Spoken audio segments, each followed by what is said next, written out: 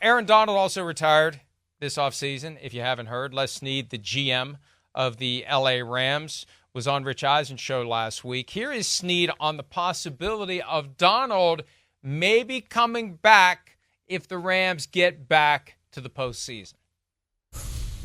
I did mention to Aaron that, let's call it going back to our Super Bowl run, that there was a player by the name of Eric Weddle, and we signed him to the practice squad. And we standard elevated him for 4 straight games to a Super Bowl championship. So I did mention if we happen to get to the playoffs again, maybe we'll circle back and see, if the cup's not quite filled. Really? Okay. So but that's just rumor. I doubt Aaron's going to do that. Well, I know that. Aaron's one of those guys. He's so principled. I'm not sure if he would he might feel uncomfortable that, you know what? I didn't go through those other 18 with the guys. I'm not sure I can go through the playoffs with them. Not sure. We may tempt him. No breaking news here. I think that there's something to what Snead was saying at the end. It's a matter of principle. And I think that Aaron Donald, one of the few guys, when he says I'm full, when he says I'm done, he really is done. He's pushed himself away from the table. He's not coming back. I feel that way, too. To forage. Yeah. He's done. Right. That's it. And you're right, at a certain level, and that's where it becomes awkward. You have the guys who have been there, busting their asses. There's an injury. Well, what happens when there's an injury? Next man up. Oh, wait, no, we're bringing someone in. Sorry, Bill. It's next man up at all the other positions, but at your position, we're going to go get a guy who's been, not with the team, even though we've been working to come together as one streamlined unit for the past 5 months. We're going to bring somebody else in. Now, if the guy's good enough, you say, okay, I get it, and that's part of what you deal with as a team. But as the guy who's the one horning in, when you're the outsider horning in, I think some people would have a natural trepidation, and I respect that. Just this idea of, this really isn't my thing. It's really not my place to show up here. Right. This is your thing. Yeah. You guys have done this. Right. You may feel like you need me, but you really don't. You need to come together and rally and go next man up and try to get it done without me. It'll be far more rewarding for you if you do it that way. Yeah, that's right. I mean, there's a part of you that, like, hey, I think of some players would go, well, it doesn't feel right. I wasn't there a part of the blood, sweat, and tears, right, to get where they are.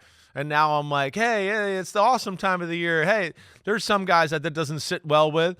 And, like, to your point, too, I'm a little bit of more of, like, I think Aaron Donald's the kind of guy that has thought this through for a while. And he was so all in for so long that he's, like, he needs out. And I also think Aaron Donald, being around him, knowing people with the Rams, right, he's such a perfectionist.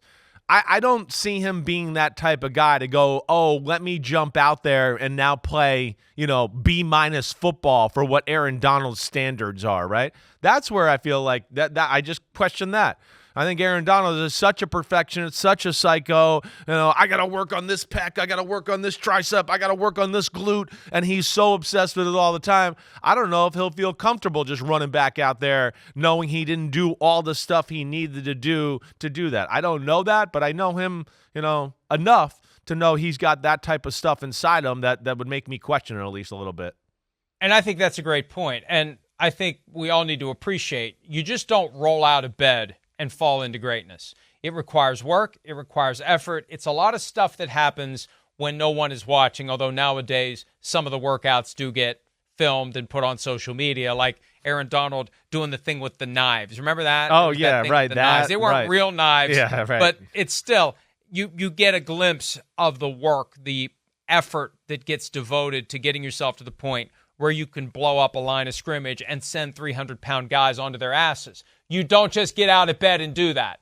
It takes effort, it takes work, it takes preparation. And I think Aaron Donald, and I respect this is a good thing.